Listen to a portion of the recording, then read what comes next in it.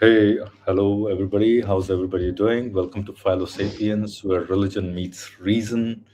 Welcome back here. We are doing an English stream after quite a long time, and there is a big news. Who, at least, in the circle, in the philosophical circles, who listen to us. I'm pretty sure they listen to this one particular channel as well, and the bombshell was dropped yesterday. I think I'm not quite sure. Maybe yesterday or a couple of days back, and we all were startled, and we have had discussions, and probably these discussions are going to go on for a little bit, and probably you already know who I'm talking about.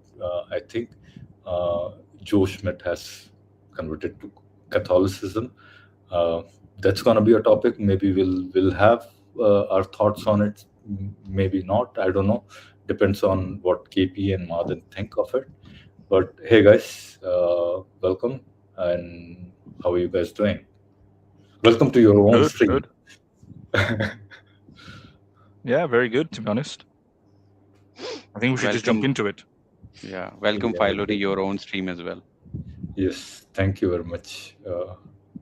All right, let's jump onto this right away. So, just to set the context, or maybe it doesn't even need to be set the context. We can just uh, right away start the review. I have forwarded it to about 10 minutes time because up until then there's not much conversation or arguments going on. So, but let's see. Hey, Madan and Kelly. I have set it to 1.5x. I think if that's okay, then let me know. If not, then we'll, bring it down to 1.25x or something. Yeah, let's start with it, and then if he's in we're unable to understand, then we'll slow it down. Okay. All right. What will someone say? So let me give an example, right? Let's say I make an argument for God's existence. Yeah, I say that. What is happening? Can you guys hear it? Yeah, I can hear it. I can't hear it for some reason. Okay, I can't hear it. I'll have to remove it and bring it back again. Okay.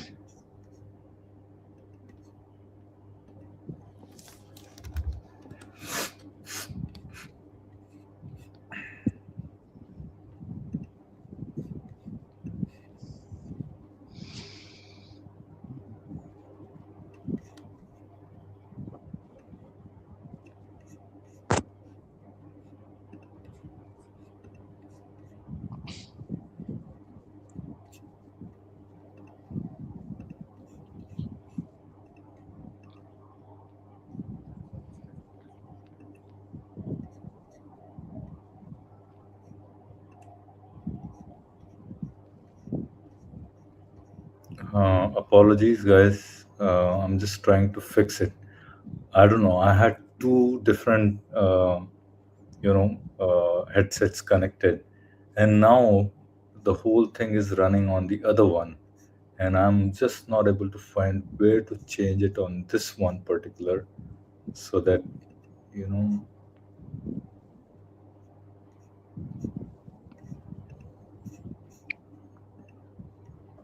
I also tried to change, restart everything, and I just can't hear it. Give me just one more minute. Let's see what's happening.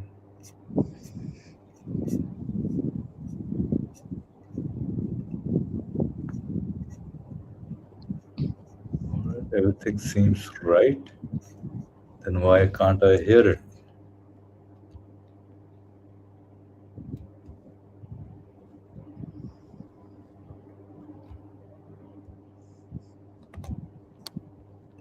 Strange.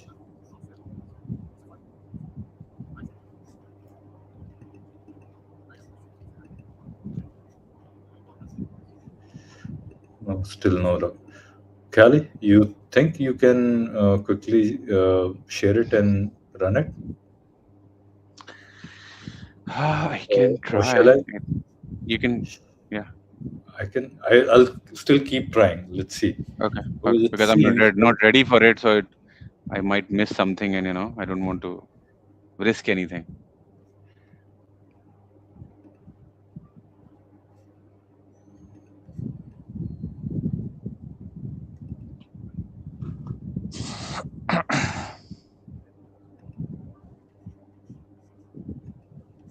I feel like I'm the baby of the group. you Why? are. You don't. You don't. Do you? Can you open your system and share? You have a laptop, right? I've got a desktop. Oh, okay. Yeah, doesn't matter. So that doesn't matter, right? Why does Yeah. it matter?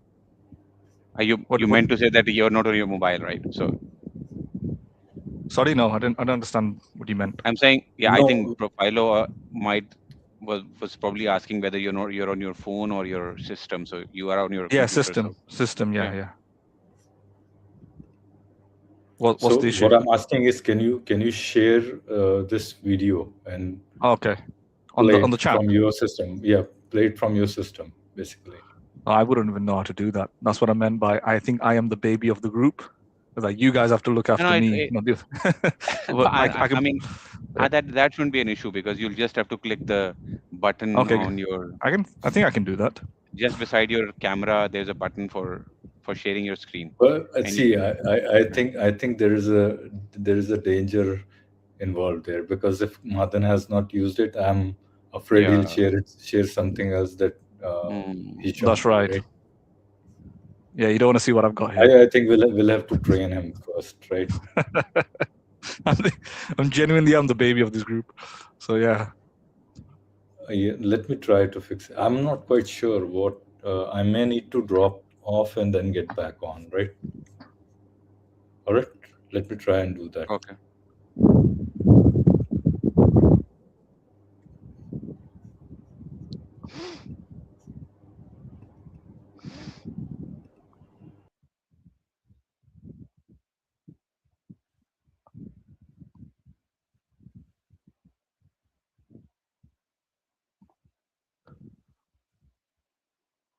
I think I'd be fine if I tried it myself. I'm not that stupid. Let's check. Yeah, I think you'll definitely be able to do it. I don't have my contact lens on, so but that's all good. Your contact lens. Yeah, I've recently broken my glasses, so yeah. So are you far-sighted or nearsighted? Far-sighted. Okay. So not basically short-sighted. Short-sighted, okay. I should. Yeah. Okay. So it's blurry, basically. Yeah. Things that are far away. Mm-hmm. It's difficult to read things at a distance. What's the name of the video? Mohammed Hijab.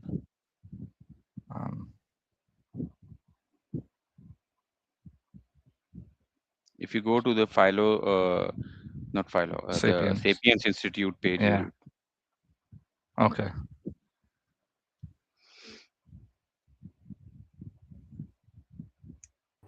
All right, can you guys hear me? Hello? Yeah. Hello, yes, I can hear you. Okay, all right, great. And let me run it and see if it's... All right, you try. If you can't try it, I'll try it. Yes.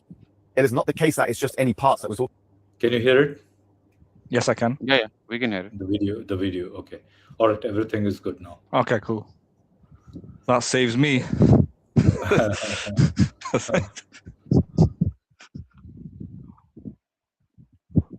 All right, let's kick started then.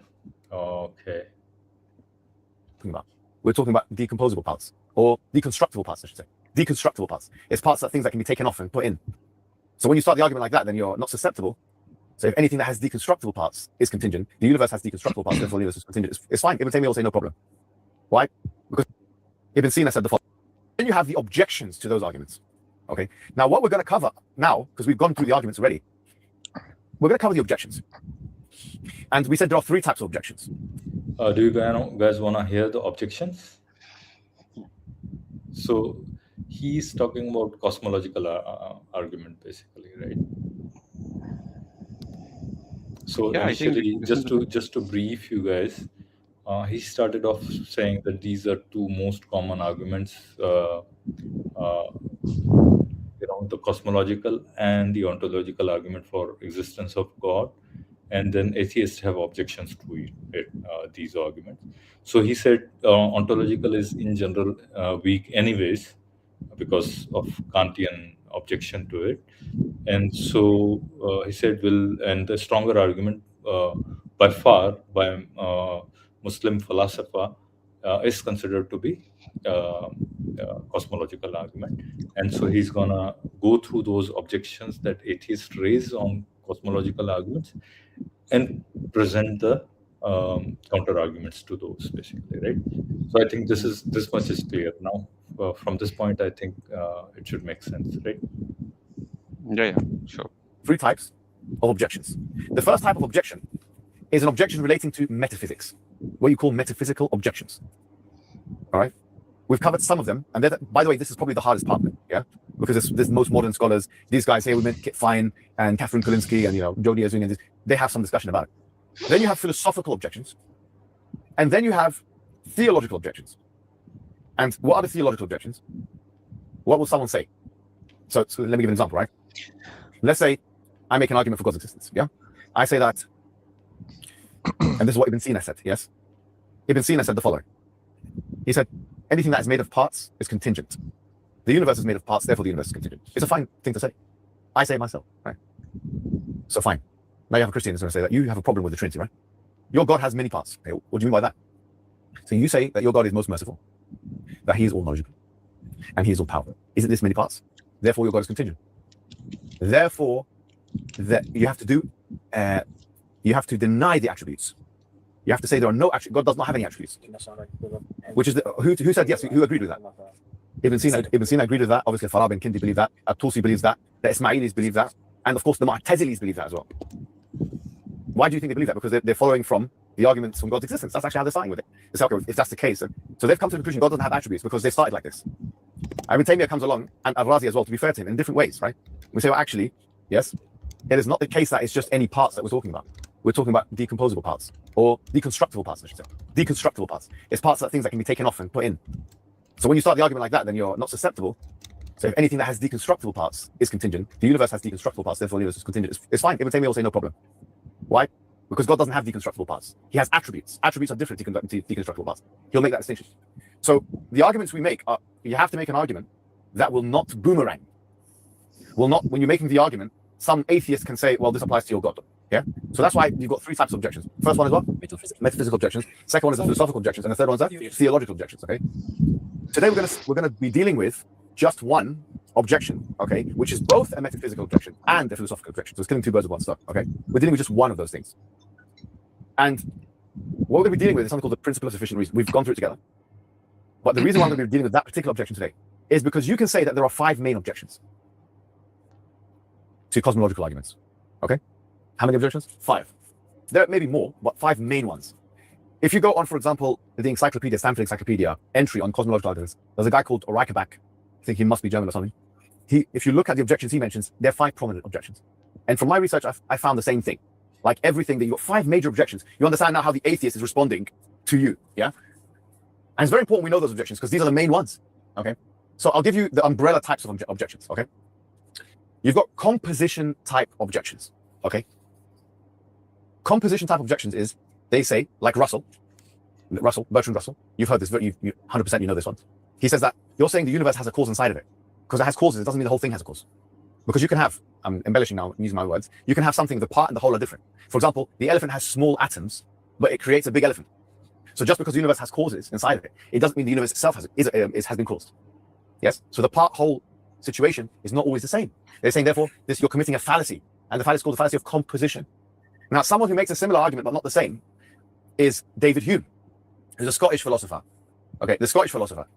And actually another person called Paul Edwards, who died recently, maybe 100 years ago, I don't know, 1930s or 1940s or something. And both of them have the same sort of objection, which is this. They said, just because you explain, if you use the PSR, just because you explain everything inside a set, if every single thing inside the set, if you explain, you don't need something to explain the whole thing there. Therefore, that's fine. If you explain everything inside the set, you don't need something else. That's it. We stop at that. So it's quite similar to the Russell objection, but it's not the same, but it's still a compositional argument. And then we spoke about the BCCF, which is a more complicated objection. The big conjunctive, the big contingent conjunctive fact, Peter Van Inwagen and these guys, and they say that, well, if same sort of thing, you know, but we'll come to that. But this is the main umbrella here is what? Compositional. This is the umbrella. So I say, look, just because the universe has causes inside of it, or has explanations inside of it, it doesn't follow X, Y, and Z. That's basically the argument. Okay, so that's one. Then you have another set of objections that relate to causation and the PSR itself. So what's the PSR? Principle of sufficient reason. And what does it mean? Everything that is that. All right, guys. Any response to his first objection, or response to first objection rather? So one thing that I noticed that's an ad hoc modification, right? Basically, he's saying that, you know, what is contingent, right? So he initially whenever, you know, theists do engage with atheists, basically, so they do give you know, there are multiple definitions, of course, of being contingent, right? You know, contingent would be dependent, made up of parts, or, you know, contingent in terms of causation, or whatever you may have, right? So here, you know, the whole definition was very conveniently changed from anything made of parts to anything made of, you know, deconstructible parts, right? Now, I think that's an ad hoc change that needs justification, and no justification was provided. You know, it just said, no, this is not exactly what we mean. I think then you should have created, I mean, your first definition should have come from there, basically. So that's one thing, right? At least one of my observation and objection to his objection, right? So it's an objection to an objection to an objection, right? Also, I'm not quite sure what does deconstructible part means, right? I mean, what he means by saying that, right? Why can't attributes be why are attributes deconstructible, right? He hasn't, again, I think I'm saying the same thing in a different way. He hasn't given a justification for that as well. So I think, yeah, these are my two observations on what he said, and maybe I'll come back to others if, you know, if you guys have anything to add to it. Else we run it and then come back to it if anything else occurs to my mind. Madan, Kelly? Yeah, I mean, I agree with you. It's a bit of a... I'm just surprised how some of these guys come up with these arguments with... like, if I was to be a theist, I'd feel dishonest doing that, right? Like you said, if you come up with the definition of, you know, what a contingent object is, a necessary object is, or use the principle of sufficient reason, you know, contingency is not defined with anything to do with the fact that it's destructible or deconstructible or non-deconstructible. That just seems to be a bit of an arbitrary maneuver right at the end to rescue God from not having parts or something, and therefore being contingent or something, right? Right. It's out of the blue. It's out of the blue. As far as I know, whether something is constructible or deconstructible has nothing to do with contingency, right? Like, I thought contingency is that it can be. So it depends which definition of contingency you're talking about. Are you talking about it's possible that it cannot exist in one possible world, or does it mean dependency contingency, right? Which is that it's dependent on something else, right? Either way, what's that got to do with its constructability or deconstructibility? I need a memo here from somewhere, like post-it note or something. Like, fill me in. Yeah. How does that work, right? Like, because if there's something non-deconstructible, like you can't deconstruct a triangle, can you, without it losing its triangle-ness? Right. If that's how you think about it, then you know, is a triangle, you know, if a triangle exists in this world, would you say then it's necessary? No. Or you might mean that you mean there's a triangle, but you can't deconstruct the triangle. It'll just lose its triangular nature. So if there's a triangle in the world, let's say a triangular bridge or something that's triangular. Yeah, you can deconstruct it. You can break it apart. So what does that mean, though? Like, it's dependent upon something. Is that what it means? It's dependent upon its pieces. I'm trying to figure out what he means by that. So yeah, yeah. I'm perplexed on that same thing as well, and that's why I said it's like it's without giving without even giving a definition. He has resorted to using some airy-fairy terminology and then said, "Oh, hey, problem solved," basically. And I think that doesn't solve it, basically. And let's for a moment, grant that, right? And say, then I think again the issue is why are we using uh, terminologies like God's essence, right? And what do you even mean by I mean, why are you even talking about attributes? Then the whole concept of attributes disappears because it's just all God's essence, basically, right? Mm. I think that's what is happening when they say deconstructible, which means there is no. I mean, attributes is implies that there are multiple things, right? There are different things, right? Mm. And just deconstructible is just kind of a what do you call verbiage? Maybe it's if verbiage is the correct word I'm using here. It's just a word salad, pretty much on top of that essence, right? Which doesn't really give you anything, right? Yeah. So that's I think kind of an ad hoc maneuver, And I guess. I think I'll have 2 points to add. One is just to sort of push back. Okay, you built this entire case to prove God on the basis of the fact that you know universe has parts and all of this, right? And it's composite, and then when the atheist pushed back on the fact that okay, if it's about parts, then your God has parts as well, and he said no, I mean the universe has the specific kinds of parts which can be destructed or separated and all of that. Well, I'll ask, okay, while you were building your case, you didn't mention that only your entire case was related to that. Can you show me or can you prove to me why doesn't your objection apply to something which cannot be separated or destroyed, let's say? Because while you were discussing or describing your case, you didn't mention it. Only when we object to it, you say, by parts we mean this. Okay, you're saying any other kinds of parts, you're saying your objection or your definition does not apply, but why doesn't it apply? You'll have to prove it to us.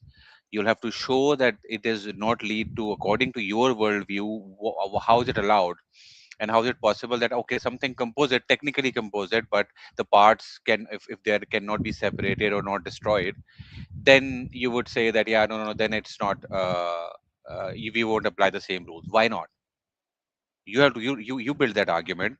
Now you tell me why doesn't this rule apply to that kind of parts? I think that would be the first question that I'd ask them. Totally. You get my question, right?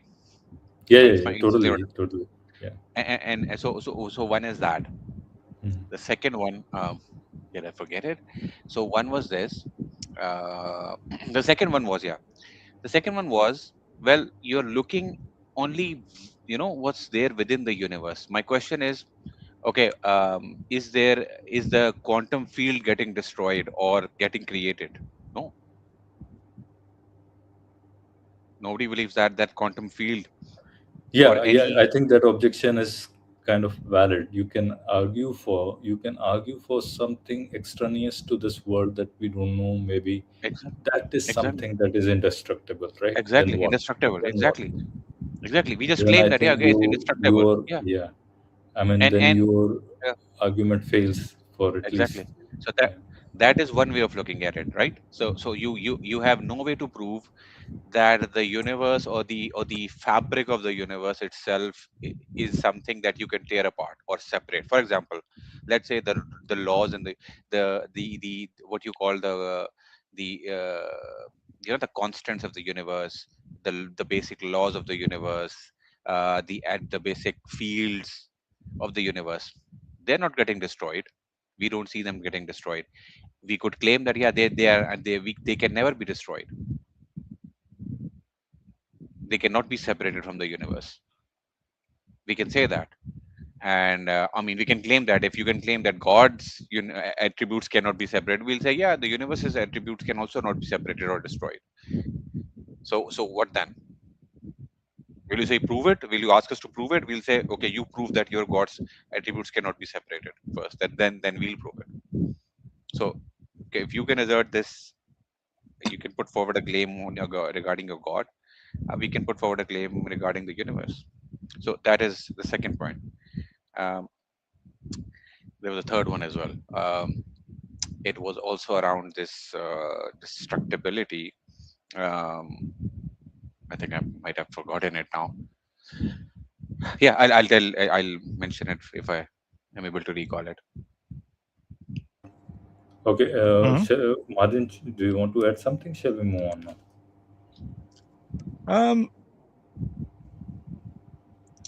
I mean, the idea of destructibility, I still don't understand like what he means, but what they mean by that. Apologies. I mean, whether, I just yeah, recalled go my on, third point. So go the on. third point is so within the block time theory of the block theory of time. Hypothesis, right? Yeah, Yeah, the or block theory of theory. time. Nothing is getting destroyed. Nothing is getting constructed. Mm. Everything is just there, right? And this is also what Ibn Sina and all of these Muslim, or at least they claim to be Muslim scholars, which Mohammed Hijab has been referring to in these discussions. The people who believe, or the Muslim scholars, or anyone who believes that the universe is eternal or the creation is eternal, even with God, well, then nothing is getting destroyed or created. So then your argument applies to those things as well. In that kind of worldview, then And nothing can be I have destroyed or created. I have a maybe I have a very dumb kind of an objection to it, or maybe a Okay. question, I would say rather. Okay. When they say indestructible, God's attributes are indestructible. So the question is, when God wills something, right? Is that thought eternal? And then the actuation of that thought, is that eternal as well? If so, Yeah. then there'll be infinite universes, infinite of whatever he wills, right?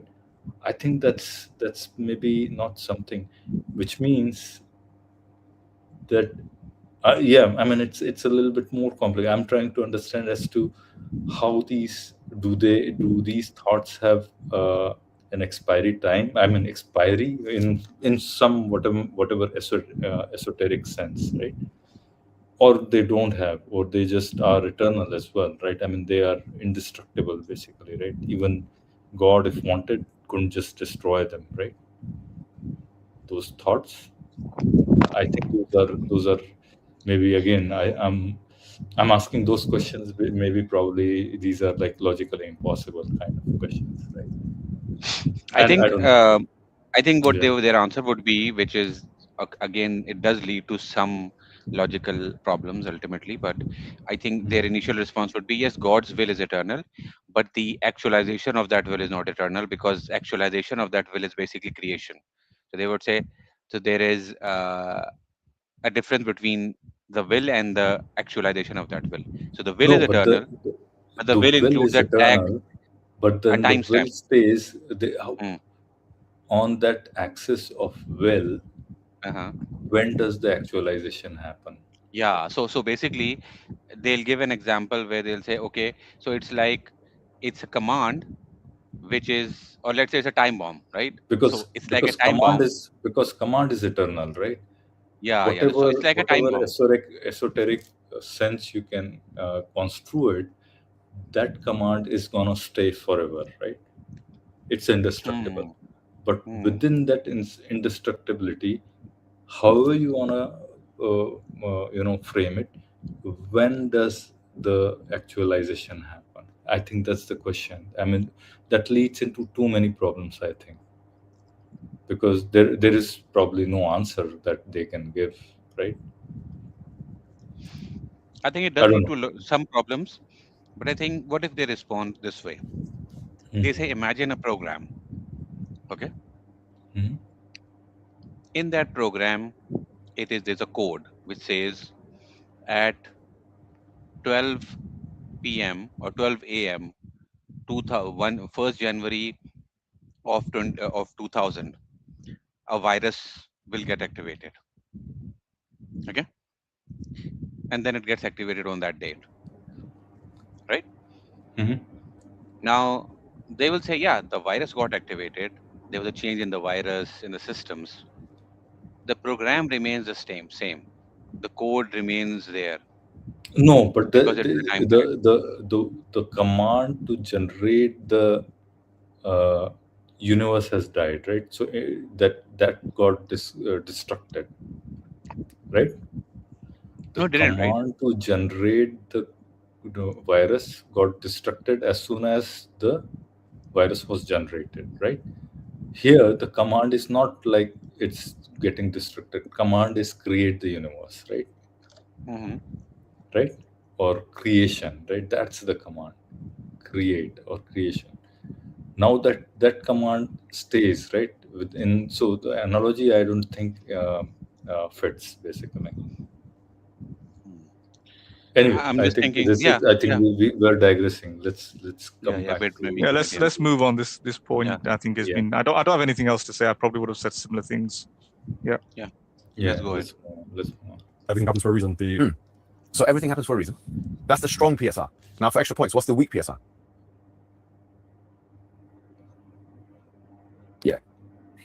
I was reading it this morning as well. Yeah.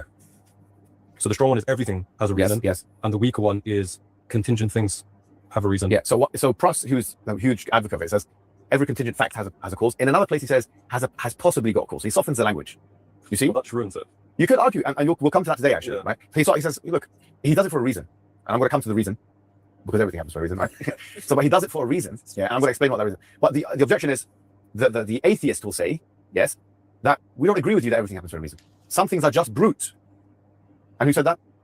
Bertrand Russell. The universe just is. Fast.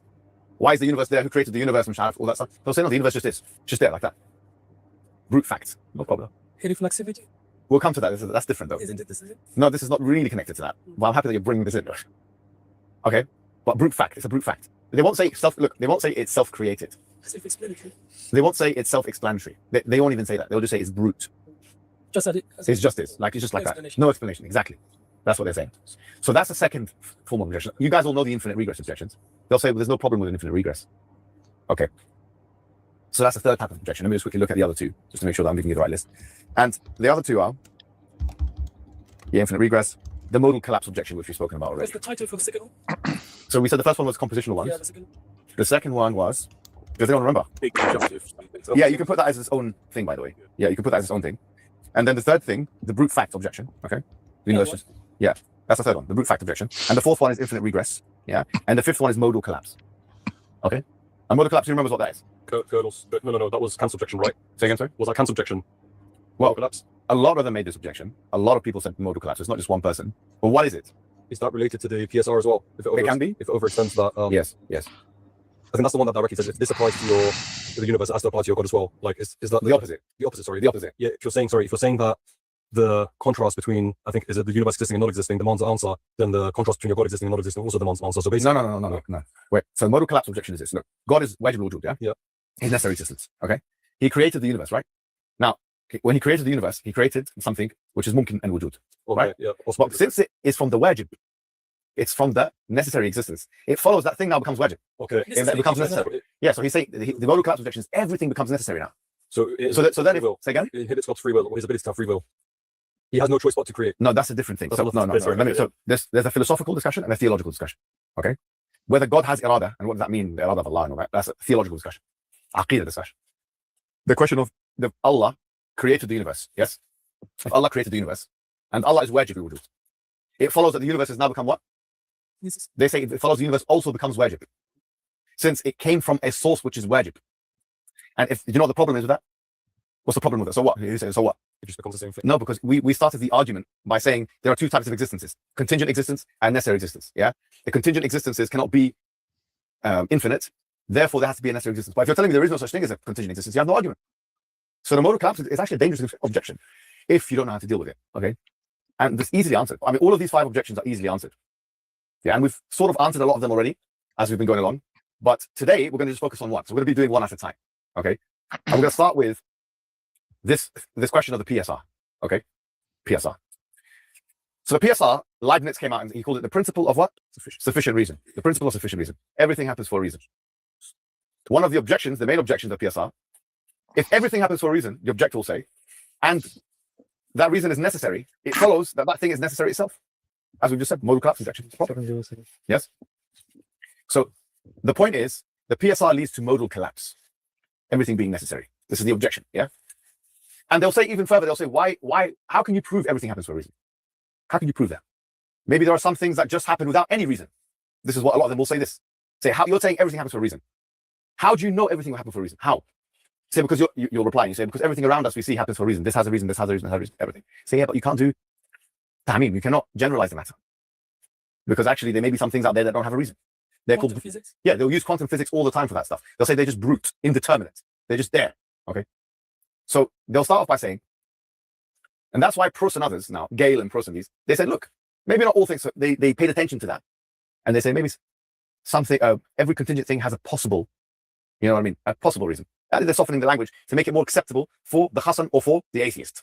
You see, say possibly Yanni, whatever. Now, Graham Oppy comes around. He's one of the leading atheists now. In fact, Craig says about him he's the #1 atheist in the world when it comes to philosophy. He's #1. I've read his works, and honestly, I'm not impressed by this. And I'll show you with just one example. He has a book called Arguing Against Gods. That's one of his books. Okay. And in it, he makes an argument that the weak PSR is essentially the same as the strong PSR. And he says, look, Proust and these guys are trying to say that some things or every contingent fact possibly has a reason, etc. However, the fact of the matter is, there are 2 conditions that you must apply. And I hope that you don't track off because this is going to require your full attention. Okay. There are 2 conditions that must apply if we're dealing with the PSR. So Oppy is saying this.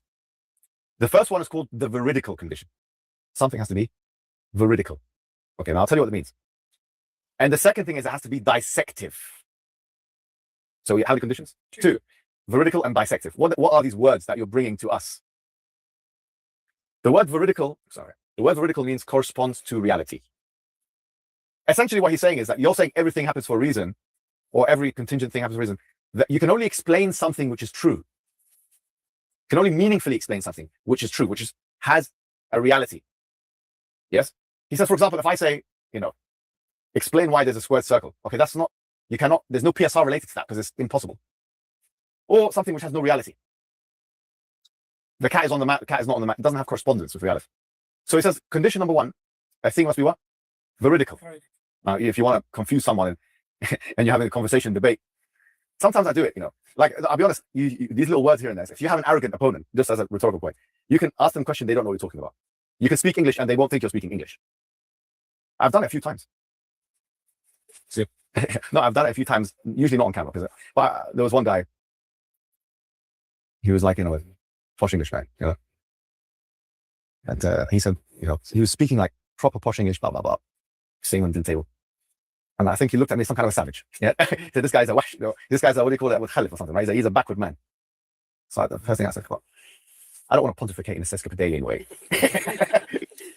And then I started continuing the talk, But the point is, as soon as I start speaking like that, his whole impression of me. So sometimes using these big words can help you, especially with people who think you're a savage, okay? So veridical, no one knows what this word means if you speak in layman's terms. But it's such a simple explanation. It just means something which corresponds to reality. Something is true. It's not something which is false. Dissective means if something is true of the whole, it is true of the parts. And this is contested. I mean, this is what Oppy is saying. He's saying that if something is true of a conjunctive, then it's true of both of those parts of the conjunctive. If I say Ali and Muhammad went to school, then it's true that both Ali and Muhammad went to school. It sounds so basic, but there are issues with this formulation. Anyway. Sorry, yeah. Do you mind if we just give a summary of that's a summary. So we're going to pause here, guys, because there's a lot before I even get to the argument. And I want you to discuss with the person next to you for the next 5 minutes what we've just discussed, because I don't want to, this next section is even more it's going to require your brain a lot more. And then we're going to come back and continue, inshallah. Okay. Has this video empowered you? Turn conviction into action. Train to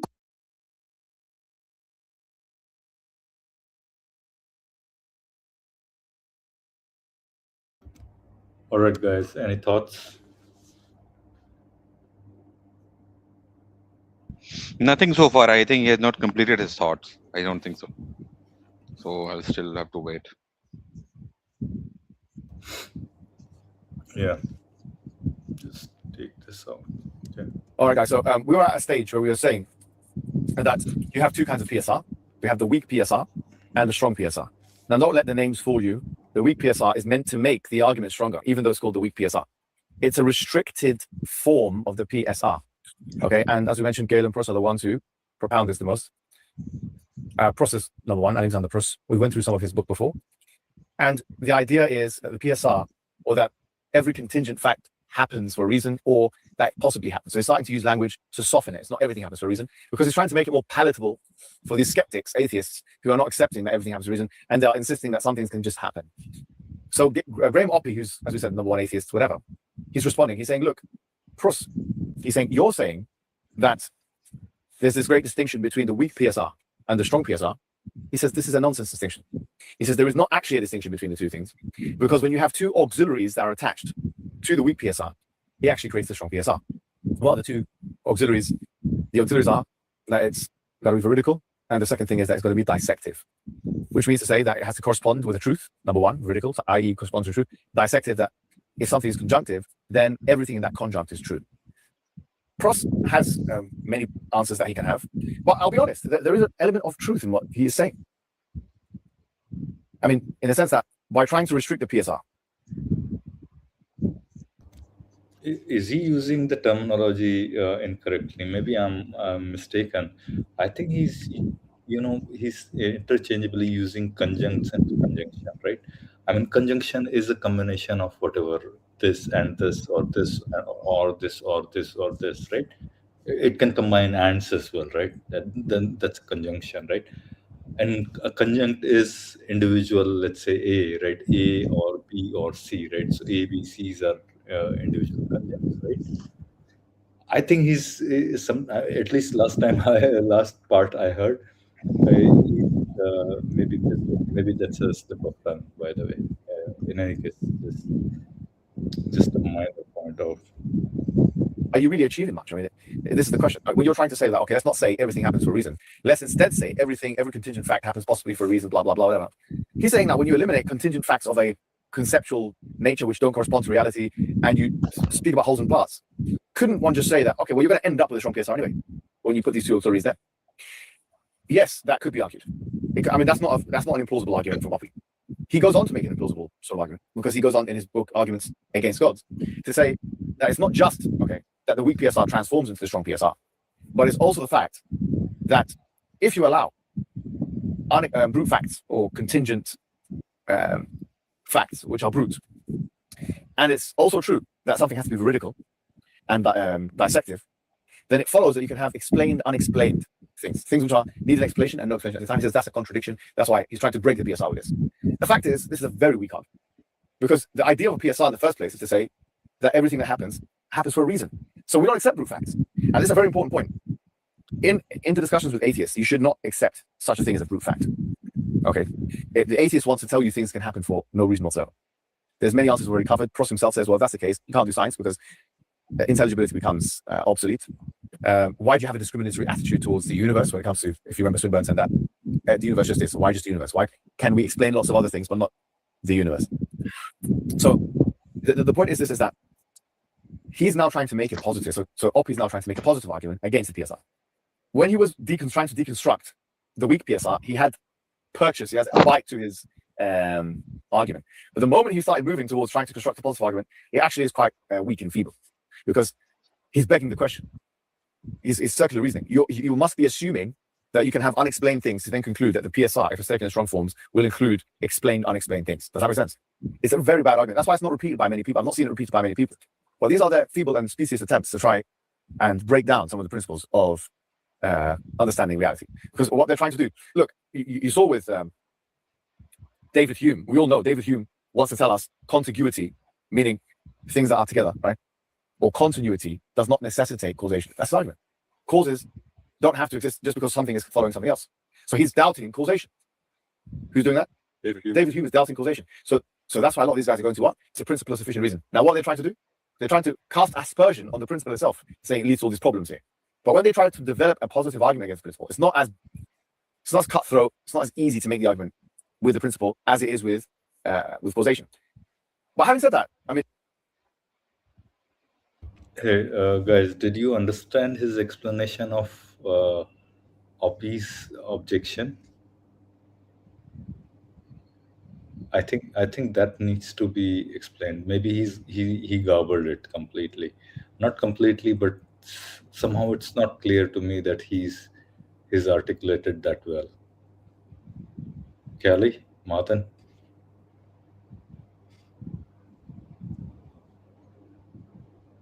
Any yeah, I heard bits of it. I was a little bit distracted, but I heard bits of it. So I won't be able to. So what he says, I think, and I'm not quite sure he's got it right. So I think what Oppie is trying to say is that a conjunction of conjuncts, or basically contingent facts, is itself going to be contingent fact, right? But then that contingent fact is gonna, I think, by these two principles, right? The principles of, I think, what did he use? Veridicality, I don't know, whatever that was, right? And dissectivity. So if those principles are inserted, then that explanation cannot be within those conjuncts themselves. It has to be outside, right? And when if it's outside, then it has to be necessary, which means the weak PSR turns out into the strong PSR, right? So that's how Oppie is probably denying the weak PSR, right? Is saying that you can't have, just to have your God be rescued, you can't have weak PSR instead of strong PSR, because there are some objections to or strong PSR takes you to some very uncomfortable territories, right? So I think he just probably didn't articulate it that well. Anyway, I think that's what I'm saying. Like, in this whole lecture, I think there is very little wiggle room for us to figure out what the objection we should pose. I think because he's doing that job for us, and towards the end he's giving us just some bits and pieces for us to respond to. So anyways, that was my thought. That's not really an objection, basically, but all I'm saying is he's misrepresented, not misrepresented. He wasn't able to articulate it as well, probably, what Oppie's objection is. Any thoughts, or shall we move on? Or maybe we can keep today's stream ultra short and then watch cricket. Let's move on. Okay. this is what I'll say to you.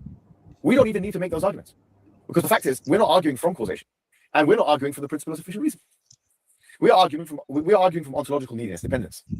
And that's why when you make the argument, if you say that every dependent thing requires something to rely on, and there can't be an infinite amount of dependent things, that doesn't require part-whole relationships at all.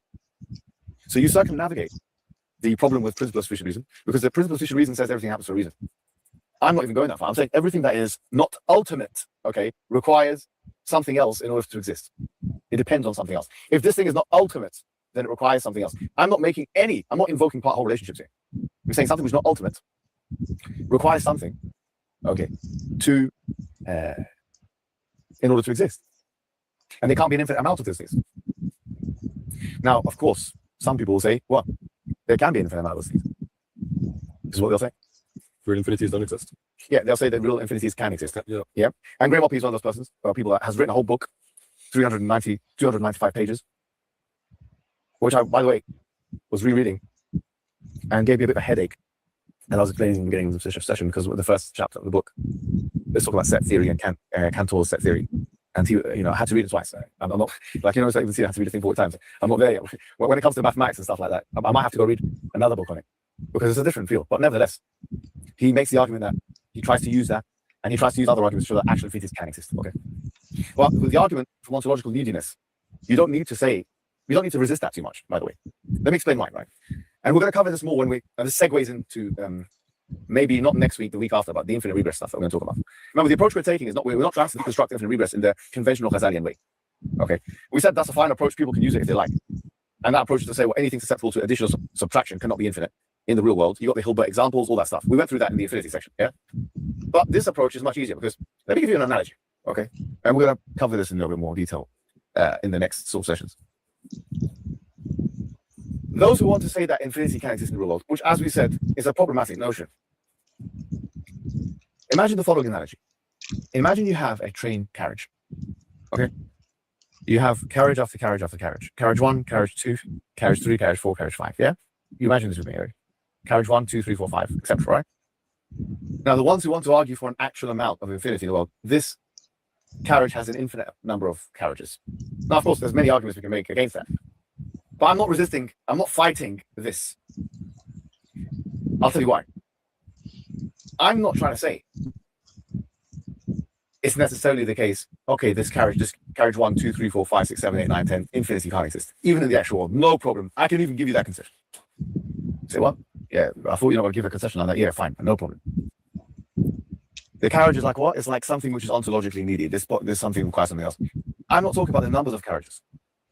I'm talking about what the carriages don't have. None of those carriages have an engine, so they can't move.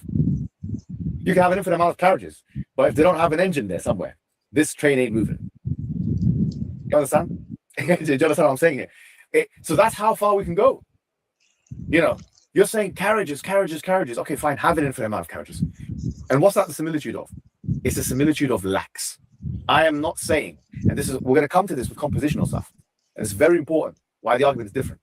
I am not saying, remember when we said a small atom plus a small atom plus a small atom can create a big elephant. I'm not talking about positive attributes. I'm talking about negative attributes. Say that again. Yeah, I'm talking about negative attributes. I'm not talking about, okay, is it the compositional fallacy? We'll cover it. When you put a red brick and a red brick and a red brick, you can have a red wall. Sometimes it can be part whole similarity, and sometimes it's part whole difference. Like, for example, as we said, the small atoms come together like a big elephant. Fine. No problem. Go for it. I'm saying negatives, zeros. When you add zeros together, you get what? 0. So when I say something is ontologically needy, I'm saying something lacks self-sufficiency. I'm talking to you about what this thing does not have. I'm not talking to you about what this thing has.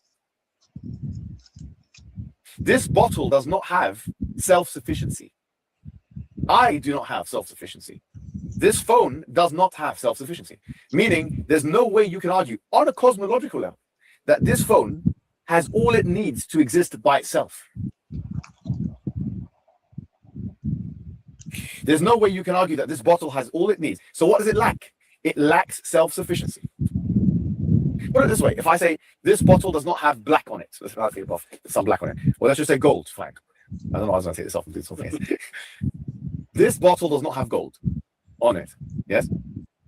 This bottle does not have gold. I'm not saying what this bottle has. I'm telling you what this bottle does not have. It doesn't have gold on it. All right, if I bring 10 bottles of the same exact replica of this, pause it. Will there be gold? Gonna pause it. Yeah, is it just me, or does Mohammed Hijab seem like a really bad teacher? I think I know what he's trying to say, but I've never heard anybody like skip parts, skip premises, skip explanations as much as he does. Right? I think he probably doesn't understand what he's talking about. Yeah. He's just memorized some things and he's just blurting it out. And I was thinking exactly the same. I was gonna jump in and say, I mean, he hasn't given any. You know what he might be thinking about? He might be thinking about something that. Yeah, he might be thinking about what Alex O'Connor was talking about recently, which is, I think, horizontal or vertical causation, right? Right. And he can explain this a lot better. He can explain this a lot better. Alex O'Connor did.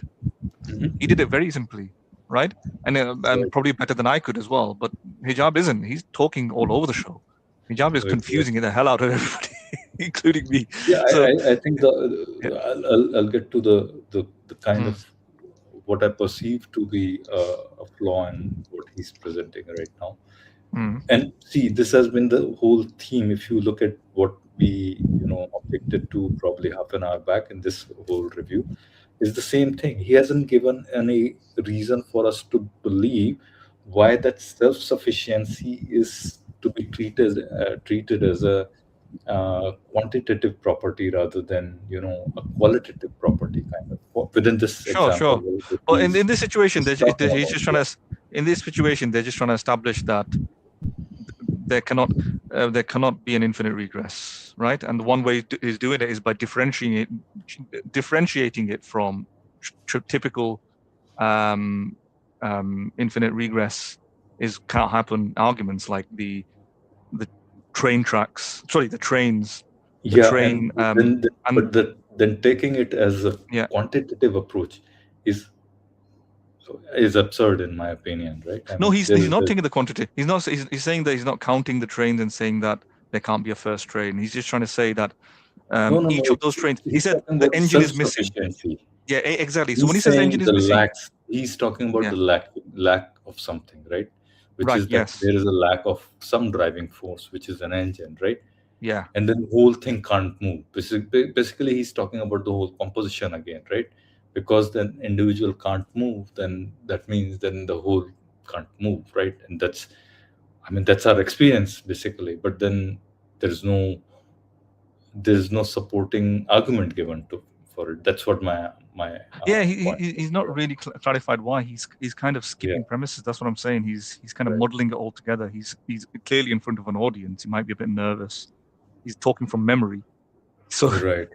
And every time he might get a bit stuck, he's probably just filling things in. It's coming from here and there, drips and drabs. He doesn't fully understand how to articulate this.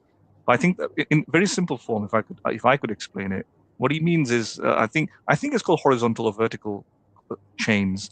And I think Alex O'Connor recently spoke about it, saying that if you have, this is not the example, by the way, that Hijab is talking about. If you have a general chain, right? For example, things coming into existence, right? You can't have a backward set of an infinite regress of backward events, right? That's the objection that theists make. And now imagine you have a chain of events. Now it's quite easy to debunk this argument, this version of it, like the existence of the rifleman who shoots at the end of the chain. They have realized that this is a bad example. Yeah, I mean, he has stopped using it mostly. I don't know. I might be wrong. Yeah, someone like that. Like, well, it doesn't have to be the rifleman. It could be anything. Like, the last domino is dependent on the former, and the former dependent on any the example former. like that, right? Where there's someone. Yeah, because when the dominoes hit. When a domino number 142 hits number 143, there isn't any further dependence, right? 143 operates independently, and then 144 hits 145, and the roll of 144 finishes, the roll of 143 finishes, the roll of 142 finishes. And I can understand why Hijab has a difficulty explaining this. It is difficult to explain. It takes time. He needs to slow it down. Can you see that, right? Because when the dominoes have hit, right, each domino before it expires its roll. Yeah, it sounds simple, right? Like because it no longer is needed to hit the successor. So when 143 hits 144 and 144 hits 145, 144 and 143 has stopped in their roll. So there's a difference here in the sense that they become inactive agents or something. There's no requirement for them to be all in operation at the same time, right? But then I think Alex O'Connor gives an example of either horizontal or vertical causation, which is different, right? I don't know what he labeled it. And I think this is what Hijab might be talking about, right? Imagine sitting down, and I'm just completely copy and pasting Alex O'Connor's example, so I might butcher it a little bit. So imagine somebody's holding a phone, right? But the phone being on my arm is being held up not due to its own power, but as power from my arm, right? Without my arm, the phone wouldn't be held up, and my arm is being held up due to the power borrowed from its shoulder, and the shoulder is being held up due to power borrowed from my spine and my general skeleton, and my skeleton is borrowing the power from the floor, or if you want to call it the chair, and the chair is borrowing the power from the ground, and the ground is borrowing from gravity, and the gravity, etc., etc. So this type of chain is not like the domino, where the 143 and 142 expires its role. It seems like each time we go further below and below, the power is being acquired from something deeper, and it's all happening at the same time. Yeah, which means Alex O'Connor says this is a slightly more confusing version of it. You have to differentiate it from the domino example, where the last domino isn't borrowing any more power from the previous. It can any domino in that sequence, once it's taken its power from the previous, right?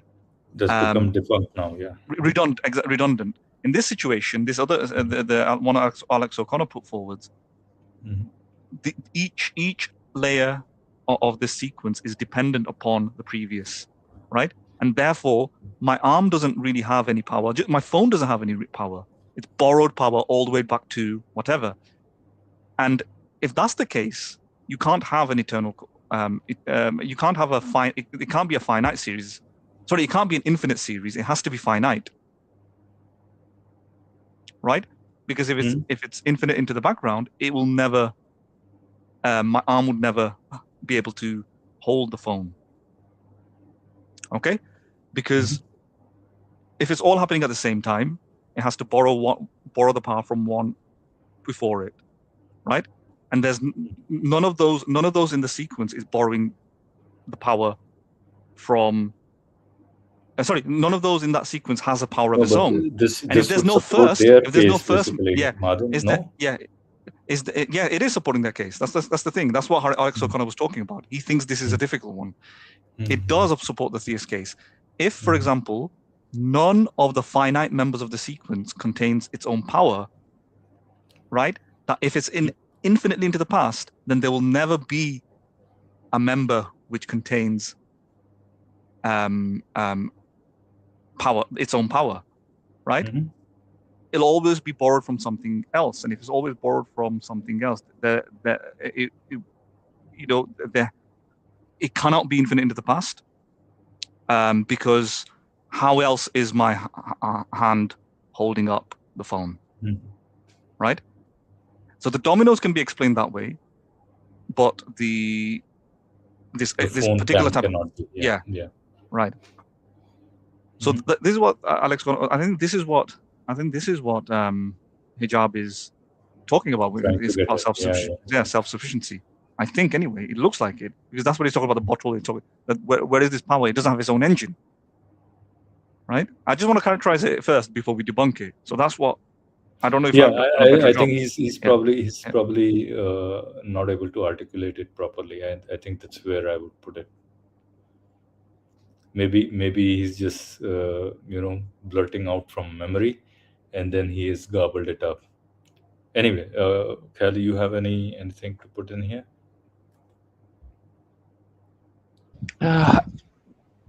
Unfortunately, no, nothing much. I think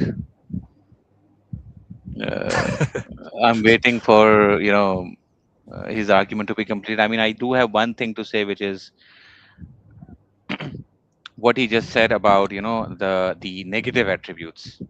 I will just simply say I can ask similar questions about God. God is not this, not but that. Then totally. I think that same. I mean, I think their first reaction to this would be that God has infinite attributes, but then you can always point to negative attributes, whatever you deem as negative attributes, and then they'll have no choice but to admit to it. No, these are negative, and by definition, he can't have these attributes. So, Yeah. I don't know how they'll deal with it. All right, let's move on. No, it's because can you see any gold here? Maybe I'm colorblind. Maybe the atheist can see something I can't see. Maybe Graham Hoppy can tell us about it. Maybe he can. But let's say you've got 10 of those bottles, right? Do they have gold in it? No. So if you bring 10, will gold appear? No. 100? 1,000? What about infinity? There's no reason for us to believe, if you replicate this bottle an infinite amount of times, that somehow something in this bottle that doesn't exist will exist. So I'm not talking about what adding things together to create an aggregate, which the part-whole similarity can be different. And I agree that sometimes the part is different from the whole, and the whole is different from the part, and sometimes it's similar. I'm telling you what this doesn't have. Go back to the carriage example, okay? You've got one carriage, two carriage. This atheist wants to insist, you know what? You can have infinity in the mathematical world, which is fine. We agree to that. Actually, you can have that. After reading the chapter many times and reading other things, I don't have a problem, right? You can have the use infinity in maths. You guys know more than I do. I'm mathematicians in this room. They use it all the time. Fine, you can have it. They even want to insist, okay, fine, you can have an infinite amount of something in the real world. Let's go with that for the sake of argument. Even if you have an infinite amount of carriages, none of those carriages contain an engine. The train is not moving. Doesn't matter if it's 10 carriages or 100 carriages or 1,000. If you get to infinity, it doesn't matter. There's no engine there. Therefore, the train's not moving. I'm telling you that when you add a thing which is dependent, with a thing with dependent, there's self-sufficiency is not there. You can't say, well, that's the fallacy of composition, because you're saying that just because the bottles are dependent, it doesn't mean the collection of bottles are going to also be dependent.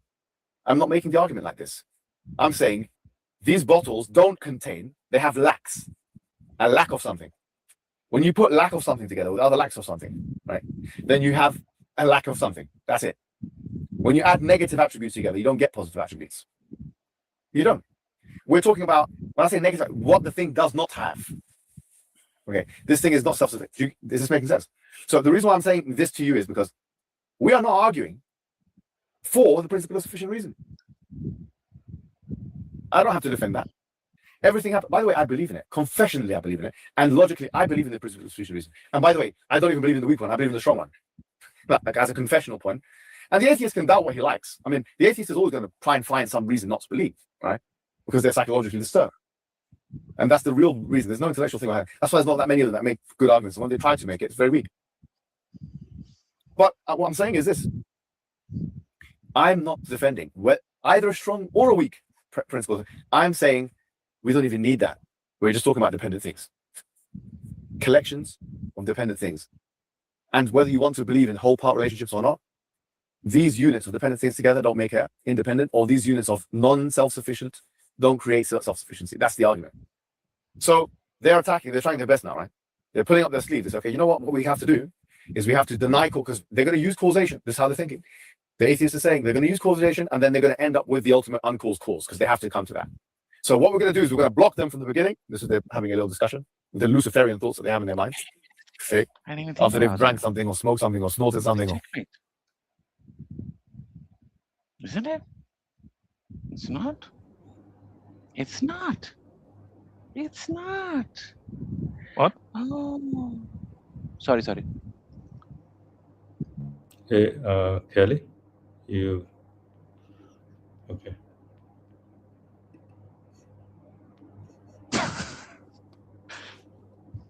Was that some possession or something? Sounded freaky. Kelly was talking to someone, I guess, but yeah. Done some promiscuity with someone or fornicated with somebody, or whatever, because there's no morality, there's no objective morality, you can do whatever you like. After they've engaged in that, they need to make sure that they don't feel guilty about themselves. So how do we refute all these strong arguments for morality? Just don't even grant them the first thing they even say. Even if it's the most basic thing, everything happens for a reason, everything needs a cause, don't grant them that. Don't grant them that. Be skeptical on the first instance. Okay, fine, no problem. You don't want the principle, we remove. You don't want the principle, we remove it. Khalas, gone. Principle PSR is gone. Causation gone. We can still make arguments, actually. they'll say, and let me now bring you in a little bit. They'll say, okay, well, you're saying you can still make arguments, and you're talking about dependent things. But isn't a dependent thing the same really thing as a cause? You're just changing words around. You're trying to play games with us. What would be the response? What to say? And what's the proof of that? How do we not know just that pause works? it. Why not? Pause it. Yeah, because he's muddling up a lot. He's moving quite fast to different things. So we may want to address the idea that what we talked about in terms of it doesn't have its own self-sufficiency, it doesn't have its engine, doesn't have a power. Therefore, it doesn't matter if you have an infinite number of bottles, none of them have the power. Therefore, there has to be a starting member who has the power. Because if it continuously went backwards and there's each one is borrowing a power, then none of them have any power. Now, is this that much different from the domino example that we talked about? I'm not necessarily sure why it should be the case, right? Like the best way to do it that I think I articulated was the idea of me holding the. I think that is in my mind that sounds different to the domino example. Me holding the phone, and my hand being held by my arm, and my arm being held by my body, and my body being held by my chair, right? Now my arm doesn't have the power. My phone doesn't have its own power. It borrows it from the arm, and my arm doesn't have the power. It borrows it from the, right? That's the idea, right? And therefore there has to be some first power source to hold it up. Without the first power source, it'll just keep going backwards and backwards and backwards, and there's no first power source. It's the same thing. Why does this one seem so much more convincing than the domino example? Right? It's kind of similar, right? Let's say there isn't a first member, there isn't a first power source, but each member from my hand is borrowing the power from the former. Yeah? And there isn't any first power source. Now, the idea, like again, I was saying, it seems to be the case that without an initial power source, it won't start, right? Or it won't be held together. Nothing will happen, right? But if each member of this sequence, I think that infinity argument doesn't really pass the gates, I guess. Yeah, if each member of this is, I mean, all you need to, if each member of this sequence has a power from the former, then what's the problem? I really don't understand. I don't understand. Exactly, it's the same thing. I mean, then you don't even need to go to infinities, probably, right? Irrespective of infinity, whether there's an infinity or not. Think about it. Think about it as a skyscraper. Can you imagine an infinitely tall skyscraper without a floor? Right? The first floor is held up by the second floor. The second floor is held up by the other way around. Let's start from any place of the skyscraper. The 184th floor is held up by the 143th floor. The 143th floor is held up by the 142th floor, right? Yes, they're all getting its dependency or leverage, from the former. And it just keeps going down and down and down and down and down. And that's it, right? How do you explain how floor number 144 gets its power from floor number 143? It's from, because 144 is borrowing its power from 143. And how do you explain how 143 is borrowing it from 142? And how do you explain 142 borrowing its power from 141? If you just explain every single part of the series like that, and we're going to infinite numbers, by the way, right? Then every part of that is explained, right? How is this any different from the dominoes? The reason 144 domino fell is because of 142. And why did 142 fall? Because of 141. And why did 141 fall? Because of 140, right? Each member is explained by the former, right? What does it show? That it's every single part of the series is explained, right? Every single part of this series has a cause. What's the issue? Because it's borrowing its power, or I don't think it makes any difference. It's not that distinguishable from the domino example. It seems like an illusory way at the beginning when you think about it, right? I think I'll Yeah. pose my same objection that I have posed so many times from the very beginning. I think he has, I mean, see, he's conflating two different claims, right? With this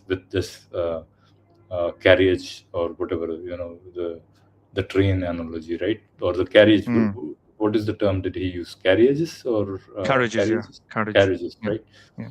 So I think, see, a collection of non-self-sufficient things or carriages in this case does not contain a self-sufficient member, right? That's claim one, and that's trivially true, right? Because that's by definition true, right? I think what he's, and the second, the point that he's getting to it from this this analogy, I think that's not trivially true. And maybe it is true, maybe it is not, but I think he needs to provide sufficient evidence for that. And that is that a collection of non-self-sufficient things is itself non-self-sufficient, or is, you get the point, is itself not self-sufficient, right? And that is a case that I'm contesting, right? I think that is not really true. Yeah, it's not, because he's trying to say it's avoiding the composition fallacy. Like, it's not the composition fallacy, but because he's trying to say there's a negative thing there. That's the same thing. What is he talking about? It's because each one lacks.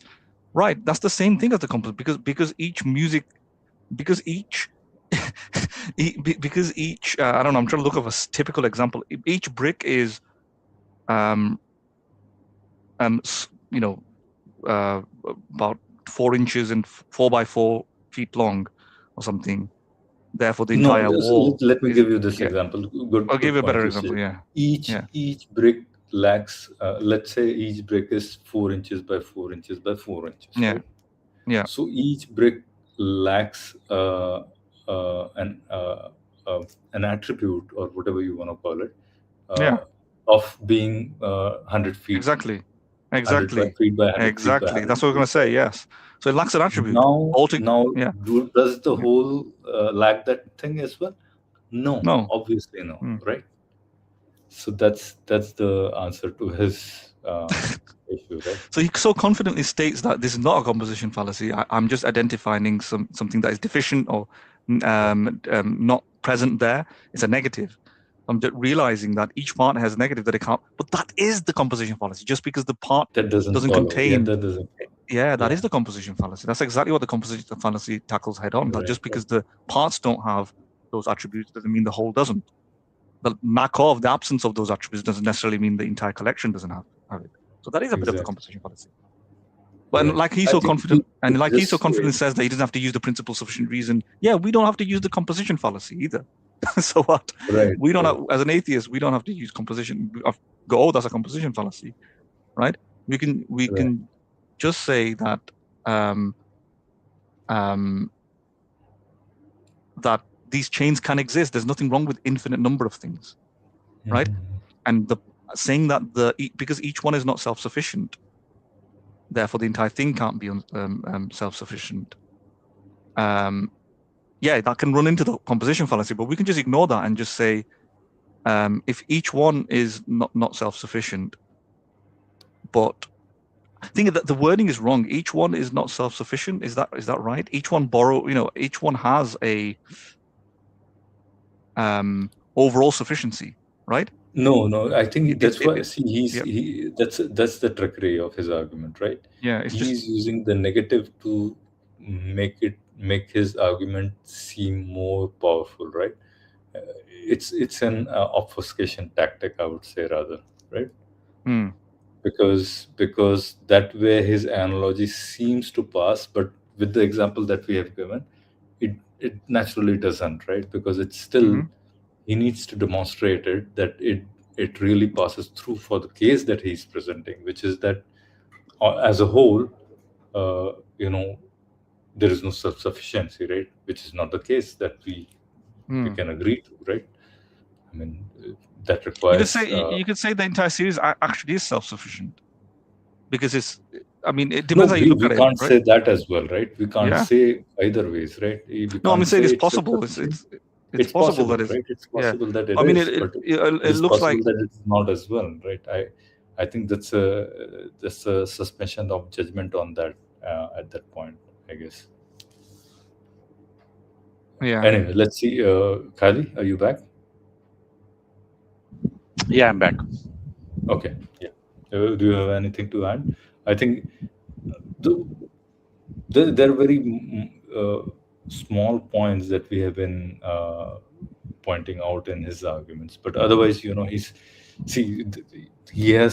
trying to come up with very rock solid arguments and counter arguments to these very serious objections, right? And so there is very small room for us to assess in terms of where he's making these maneuvers, kind of, I wouldn't say, maybe I'll call those trickeries, but these maneuvers which are, making his argument or his counter arguments to those arguments fail, basically, right? Anyway, if you have anything to add, otherwise then we'll move forward, right? Yeah, I think we can move forward. Yeah. To be honest, I don't think there's much left after this. I think that's has he covered all 5 of his arguments? I think that's has he covered the ontological neediness? Maybe yes, maybe not. Let's see. Okay, let's go through it. Just to make note. Check. What's the proof? A dependent thing is a relational thing. Okay. So, whereas a cause is what brings about change or an effect, right? So you're killing to do 2 different things. I don't know how they could be the same, so I'm struggling to prove that they're different. So, okay, look, and these are big words, but just try and remember them, right? You have species of individuation or species of determination, okay? You have different ways of telling people or understanding how a thing becomes to be, becomes what it is, okay? So one of those things is the principle of sufficient reason. That's one of the things. One of those things is causation, something which brings rise to phenomenon. But we covered a whole range of sources talking about something called grounding, didn't we? Do you remember that? Okay, grounding, we said grounding is where something depends on another by virtue of that other thing. And then the theorists of grounding, like Kit Fine, like Jonathan Schaffer, like Catherine Kolinsky, like all those names that we've covered, Paul Audi, like Gideon Rosen, these are modern metaphysicians, yeah? They say that you can have something that depends on something else, but is not caused by it. And what's the example that we know? For example, the smile depends on the face. Or let's say the fist depends on the hand. See this fist over here? A lot of the opponents have seen this fist, right? Before they open their eyes and look at the sky. There you go. That's what I was talking this about. Fist depends on the hand. It's not the hand depends on the fist. And we said that there are 3 conditions of a dependent thing. Who remembers those? 3 major conditions. A dependent thing has to be asymmetrical, which means A depends upon B, but B doesn't on A, right? It has to be, you used the term already this morning, before that. Asymmetrical. Irreflexive. It has to be reflexive. That's right. Which means it can't be the cause of itself. Like you can't be your own parent. And it has to be transitive. And we spoke about transitivity that time. If you remember, there was some controversy around it and we discussed it. But so you can define a dependent thing without talking about necessarily change or difference, which is exactly what a cause is, or temporality. A lot of theories of change depend on one thing happening after the other. But theories of grounding and dependency don't require time. So you're solving a lot of problems here. We're talking about things that depend upon other things, cosmologically. And we're saying there can't be an infinite collection of those things because they're all lacking in something. And they're all lacking specifically in self-sufficiency. And no matter how many of those you bring, you're still going to have insufficiency because why? Because lacks added together don't produce something. Zeros added together don't produce 1. And this actually brings us back to exactly what Allah says in the Quran. And this is, subhanAllah, when you think about, like, you see how much of a philosophical detour we've done here over weeks. But wallahi, and I'm not saying this as this is an objective fact, right? Everything goes back to think about it. Were they created of themselves? They create themselves, or were they created from nothing or by nothing, or did they create themselves? Think about what you said. When you add nothingness together, even if it's an infinite amount of it, you don't get something from that. And something has to be irreflexive. It can't be self-caused. So in other words, the conclusion is, the reason why all of this is actually an extension of the Quranic argument is all we're saying is, we're using the Quran, we're actually using the language of the Quran, because Allah is saying that we are fuqara, we are muftakhir. As the Sheikh said, there was an interim and he said, he used this muftakhir, he used this term exactly. This is what I'm saying. Muftakhir means needy. We need something. Yes. This phone, let's assume existence is the charge of this phone. Existence is not the phone, but the charge of the phone. Are you with me? I'm not saying existence is the phone. Some will say the phone can be there without the charger. The analogy is the existence is the charge of the phone. Yes. Now imagine if I have this phone and I attach it to another phone here, and then I attach that phone to another phone there, and 5 phones, 6 phones, they're all going to what? Cease to exist. Or they're all going to die. So you need to plug in all. You need a foundation to charge all the phones up. The carriage example, once again, you can have an infinite amount of carriages. You don't have an engine, don't speak to me about infinity. I don't care about your infinity. And then we can add again, if we go back to composition, that anything that's made up of constructible parts is needy anyway. And if you're telling me the universe is made up of deconstructible parts, which it is, or an infinite amount of universes is made of deconstructible parts, which is the infinite amount of universes, then therefore it's needy. So it's a trap. They're trying their best to be skeptical, and we're just playing along for the sake of argument. They're fine. You don't want causation? No problem. You don't want PSR? No problem. Strong, weak? We're not even saying. We're talking about ontological neediness. Iftekhar, we're talking about dependency, and that's something which is grounded in metaphysics, and we can make this argument. As you can see, the objection, today's objection, about causation and about PSR is not even applicable. So all of this jumping up and down that Grey Mop has been doing in Australia. Hopefully tomorrow he'll pay the punishment by Egypt with an egg, because he wasn't doing the win. Hopefully you're going to delete this if they leave that. He's jumping up and down, down under, trying to find a way to be skeptical about PSR. No problem, you should do that, all you like. There's still ways that we can argue the point. So today we've covered the PSR, the strong and the weak, some of the arguments that relate to that, the skepticism related to that, and the replacement of that, which is the argument from ontological neediness, talking about iftikhar. And we've hinted at the fact that this solves a lot of the compositional problems, which we're going to spend more time on in the next session, inshallah. And we're going to be doing something interesting, because you know this infinity discussion is it's everywhere, by the way. It's in mathematics, it's in philosophy, it's in epistemology. They have something called foundationalism, okay, which is basically to say that in epistemology. All right, guys, I think that's the last bit of it. Anything, Kelly, any thoughts? I think I just don't have much to add here. Yeah, I mean, he goes back into the hand example. Have you noticed? Mhm. He kind of used that, but I just don't see the issue that, again, but by putting it in form of here's a series of carriages and none of them have the power because there's no engine. He's basically trying to say because each of these carriages are dependent on the former, there is no power to it, and what is the issue? What is the real issue? Each carriage gets its power from the former, right? That's it. I mean, the engine, he obviously metaphorical, right? We're not seriously saying that carriages need engines, right? In this hypothetical world, it doesn't have to be carriages; it could be cars, right? Or it could be the example of the skyscraper. You know, each floor of the skyscraper is held up by the former floor or something, right? It's getting a shared power. And each one doesn't have a power of its own. Sure. And what's the issue? Mm-hmm. Am I supposed to be baffled by this? Yes, each one doesn't get each floor doesn't get the power from the form. Doesn't get its power on its own, but by the former. But because there's an infinite number of floors, every single floor's power is explained. Am I right? Mm-hmm. What's the issue? Are we having an issue here? What's the issue? What's all this bullshit about? If each one is not self-sufficient, then you can't the overall can't be self-sufficient or something,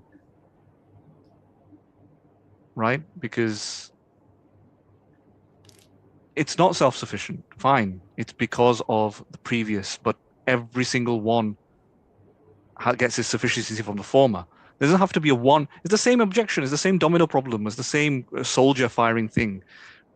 Yeah, each one is not sufficient, self-sufficient, right? But it gets its power from the former. Nothing is self-sufficient in this situation, but done from the former. What's the problem? Is there a logical contradiction? Does it have to be self-sufficient? Yeah. No. Does each part have to be self-sufficient? No, because it's getting it from the former. It's odd because it's an infinity. So it's every single thing in this chain is borrowing its power from the former. But because there's an infinite number of things, every single one has a borrowed power. What's the issue? I would go on to say that you can go as far back as you want, and the one prior to it the one wherever you go is borrowing its power from the prior one, right? Yeah. You can keep going on and on and on, and maybe even traverse up until infinity, and that's still gonna be the case. Yeah. What is the problem? I think there's still no problem, right? I think is none of these are self-sufficient, granted. Yeah. But then they are drawing power from the one behind them, or yes. Yes. The problem is trying to say that none of them have any power. If none of them have any power, there is no power for this to work. But the point is, each one borrows its power from the former. Right. Right. So the description that none of them have power is not true. Each one does have a power from the former. Yeah, see, that's how you do it. So if you deny the fact, that none of them have any power, it's more of a word trickery that none of them have a power of their own, and okay, granted, none of them have the power of their own, but they are getting power from somewhere. So for that particular moment when they do have power, or maybe for all the moments that they have power, they do have power, right? Yes. Even if it's borrowed, it's still power, right? That's right. That's right. Yeah. It's if you think about it like a pasta parcel. So this is why the distinction with the domino and the power collapses. It's a bit like pasta parcel. I give the parcel to Kylie, and Kylie gives the parcel to Philo. Philo gives the parcel to somebody. None of them have. None of them. The parcel is moving, right, from the beginning or something like that. Right. Yeah. None of them have the parcel, but the parcel has been moving.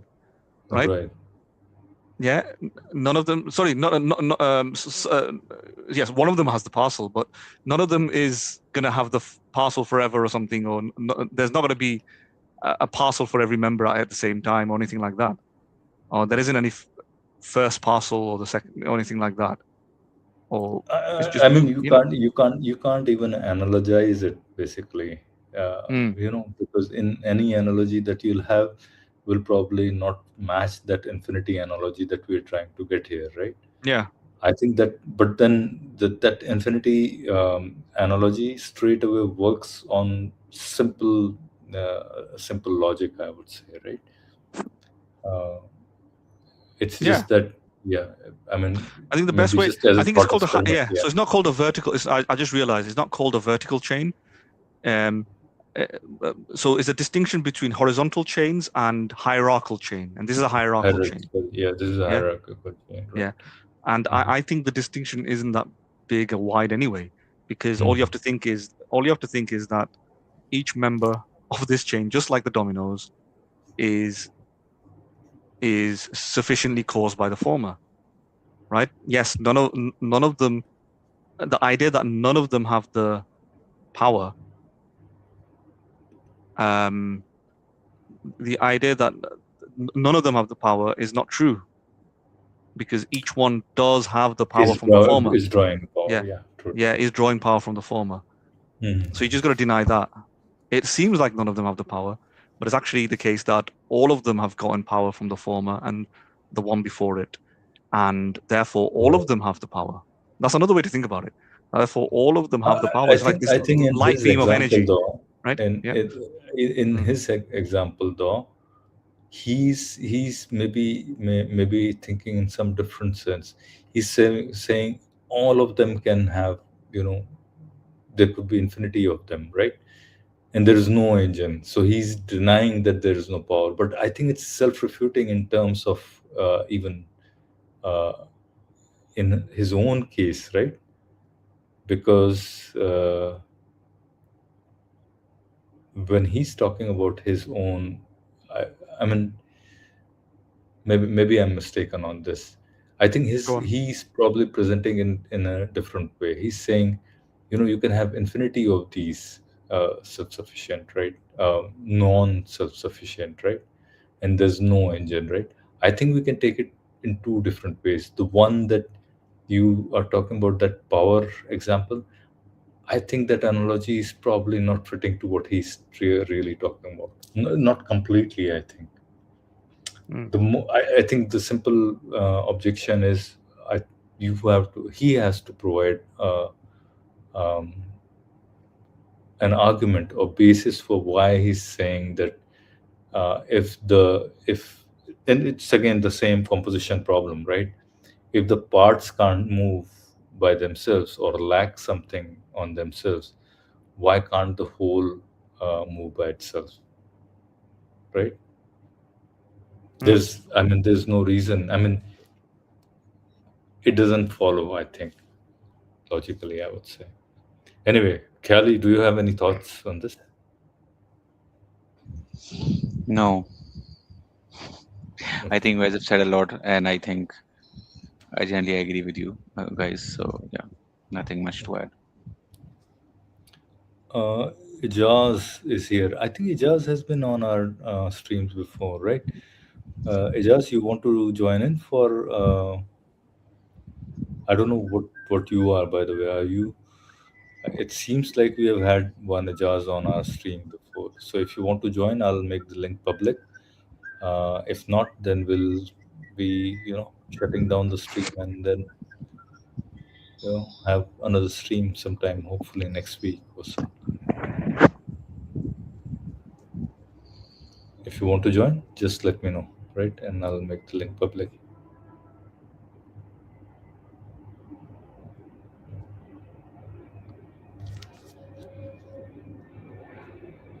What I'll do is, guys, what do you say? Shall we?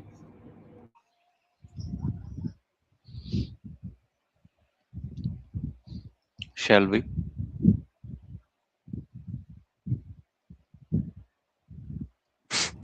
Yeah, I was letting some noise. Okay, so what I'm saying is, yeah, I think my memory is right that Ijaz was here. So Ijaz, if you want to join, I'll make the Send link in the public. link. So I was going to ask you guys whether we should make the link public or shall we go for it. shut down the stream? Go for it.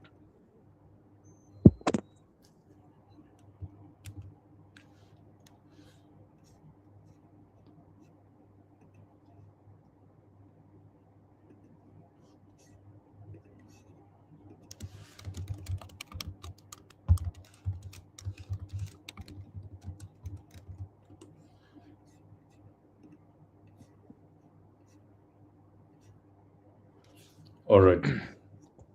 Let's wait maybe a couple of minutes until somebody joins.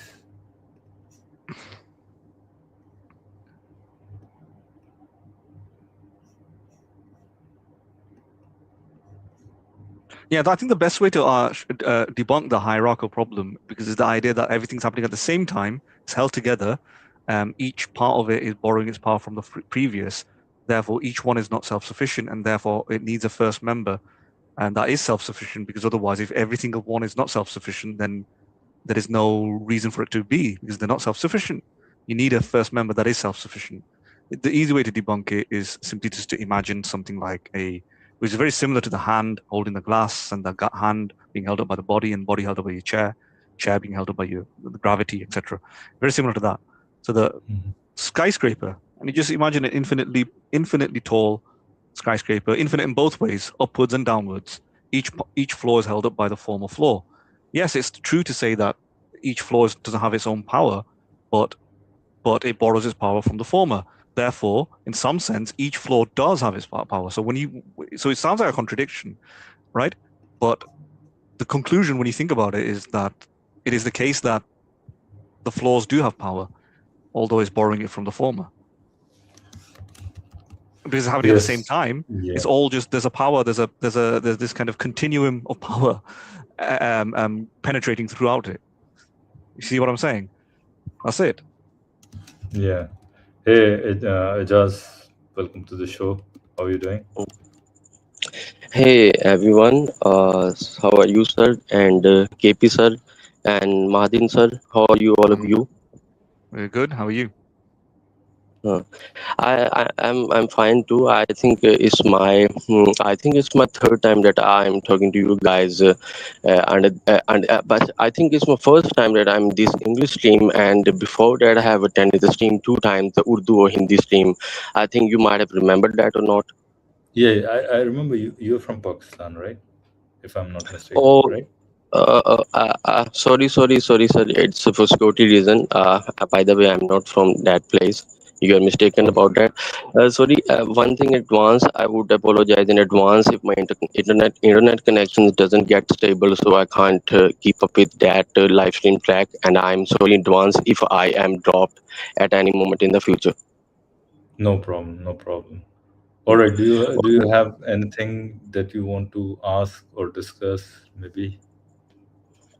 First of all, I'm excited to talk to you, very intellectual philosopher like Mahdin. First of all, and I'm nothing but a layman. Don't worry. Yeah. Sorry, your voice was cut. Sorry, I'm nothing but a layman, really. Oh, layman. I think it's a relativistic term. The layman according to whom or relative to whom. Yeah, that's right.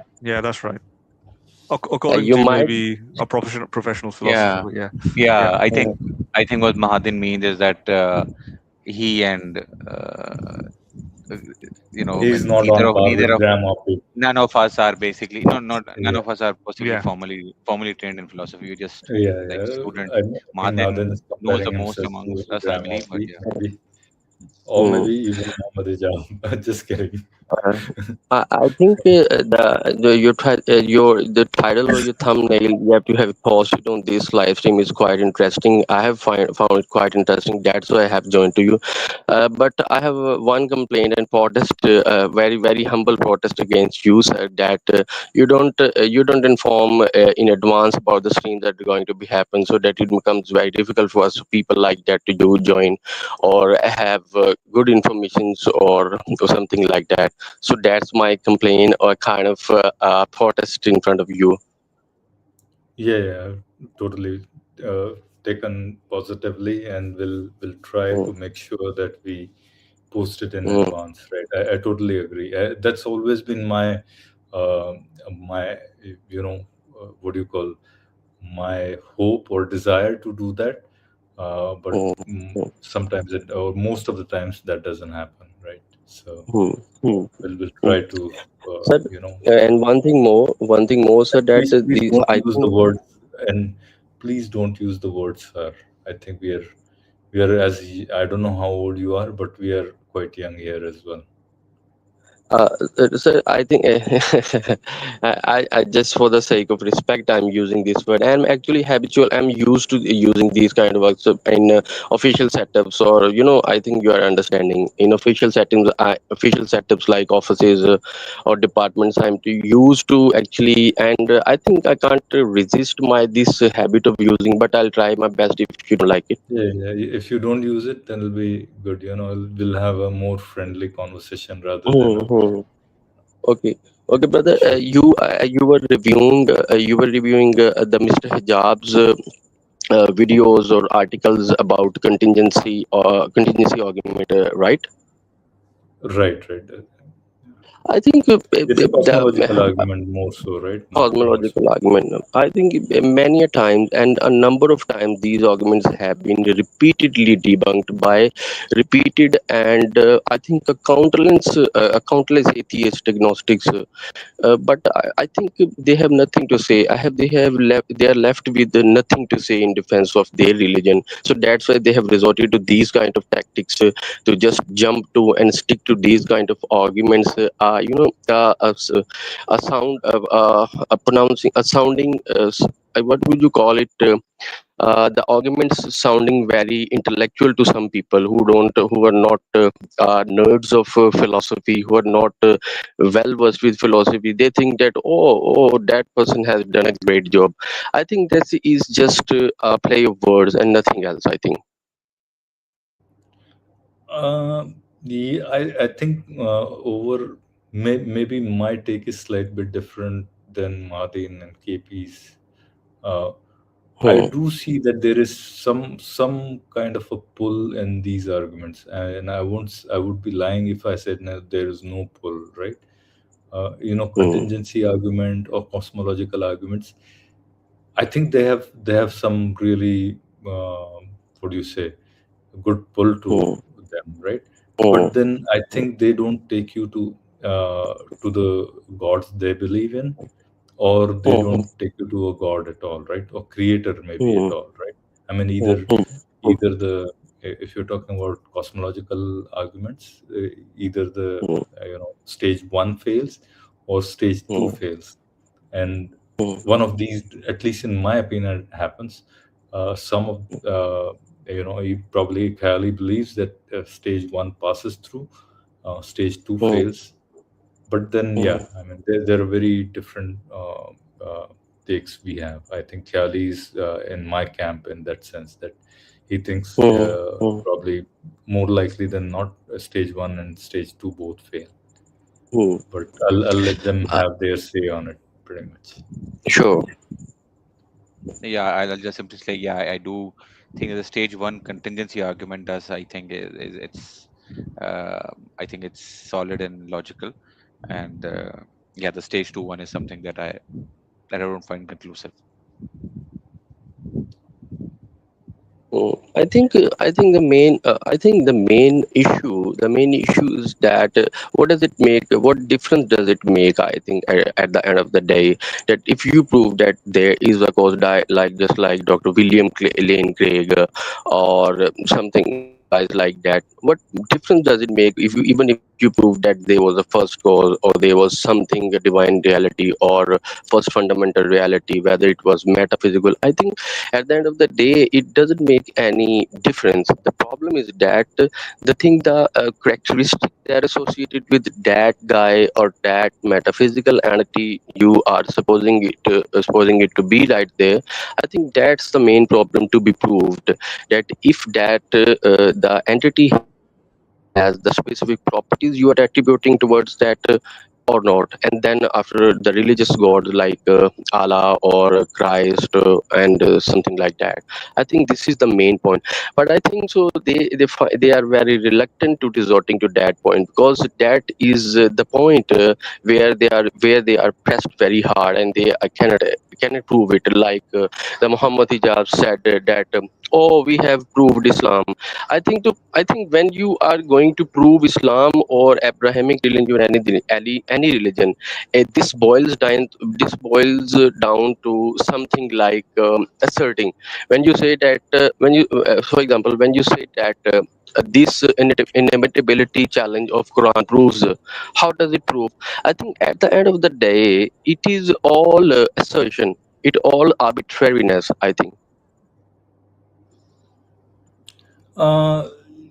I mean, you can say, right? I think, see, that's what I was talking about, right? I mean, you can say, even, see, every argument that theists use, I'm pretty sure that there are many arguments that I'm not even aware of, right?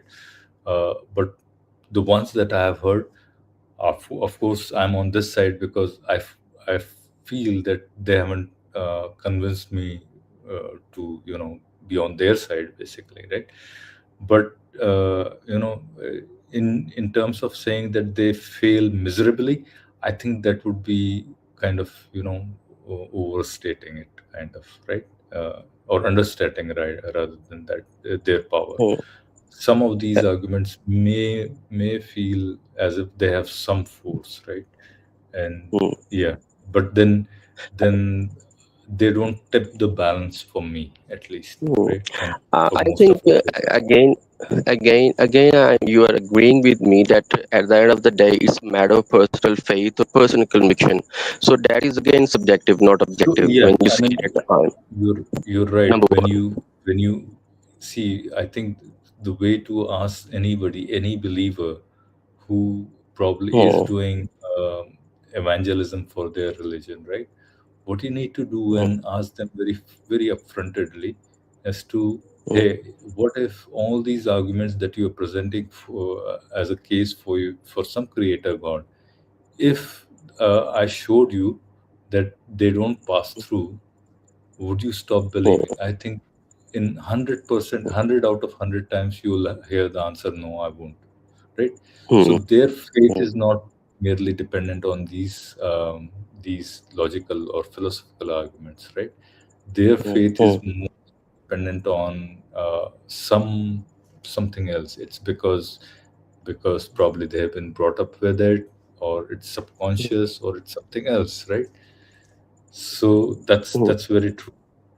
Very rarely it would happen that some very strong philosophical, logical argument would, immediately convince Like, you one or the other. like you know what? It reminds me of Matt Dillahunty. During a debate, he was confronted by questions about religious prophecies.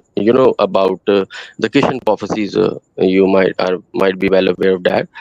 And I think he was the many prophecies, almost 50 or I think 100 prophecies were thrown upon Michael Hunty, and his answer was simple one liner. His answer was simple one single sentence. That's how does it prove that it connects to some divine authorship or divine reality?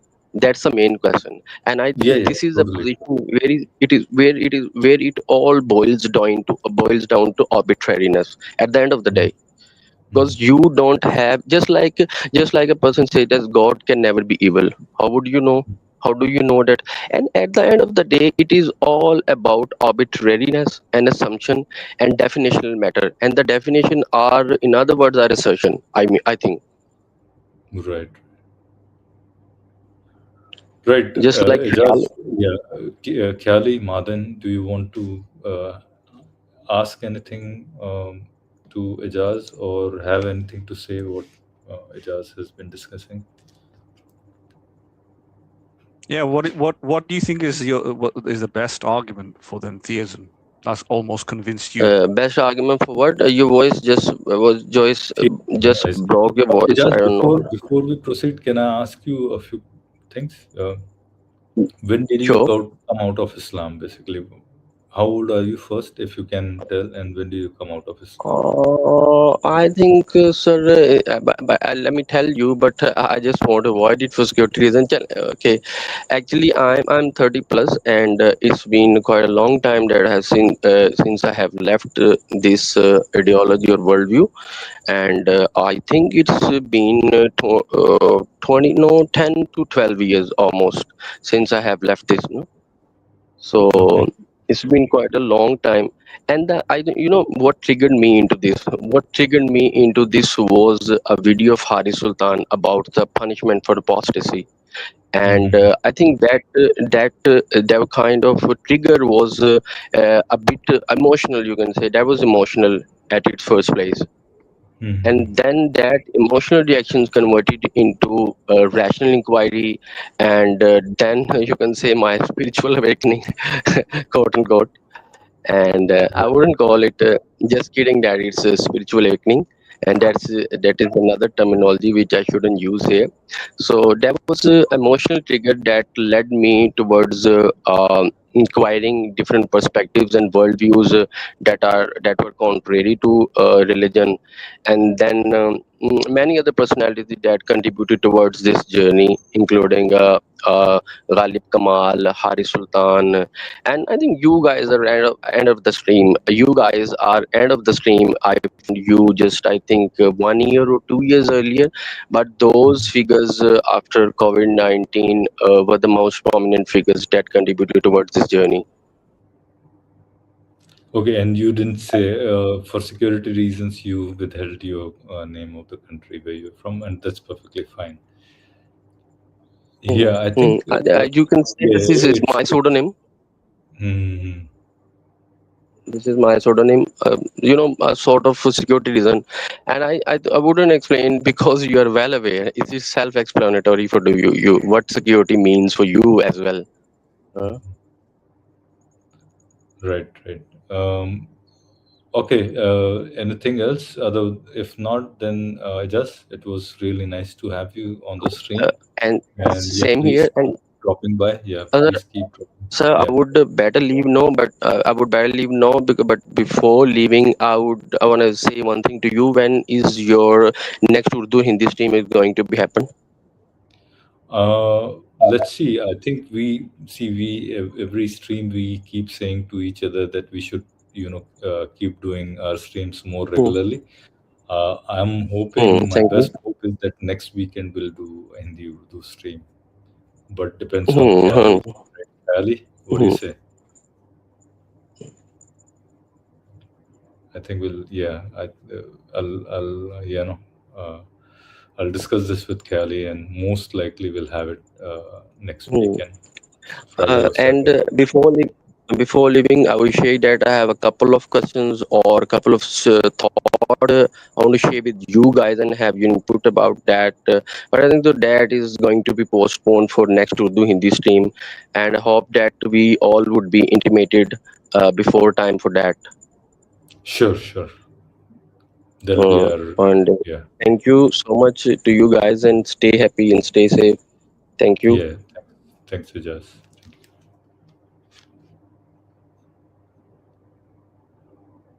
All right, Madan, Khali. Yeah. All right, then shall we shut down the stream? Khali, I think Khali is not available, right?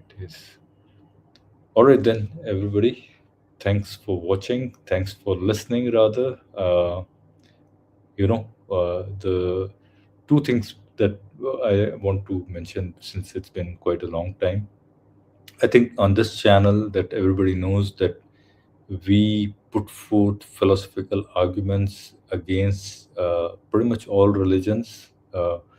In general, our inclination more is probably towards Islam, because majority have some background or some interest in it. And then, but other than that, we don't talk against or malign or say anything against any community. That's anybody doing blasphemy is not entertained on our channel. Our channel is for pure, at least we think so, that we do philosophical arguments, put forth philosophical arguments, and mostly used in religious circles, mostly used in Dawah circles. That's what we do. So if you feel that you can support us, please do, however you can, by becoming a member, or through super chats, super stickers, whatever you may have that's being offered on YouTube, or you can support us on Patreon, or buy me a coffee as well. And we do have a Hindi Urdu channel as well, which is @philosapiens, right? So if nothing, best thing is to spread the word, spread our channel. If you like something, maybe make a clip of it, and post it on your channel if you have one, or maybe ask somebody who has a bigger channel to post it, so that our streams spread to a larger audience, right? With that, maybe before jumping off the stream, Madin and Kelly, if you have any closing thoughts. No, I don't. I personally don't. Okay, all right, great then. All right, thank you, everybody. See you next time.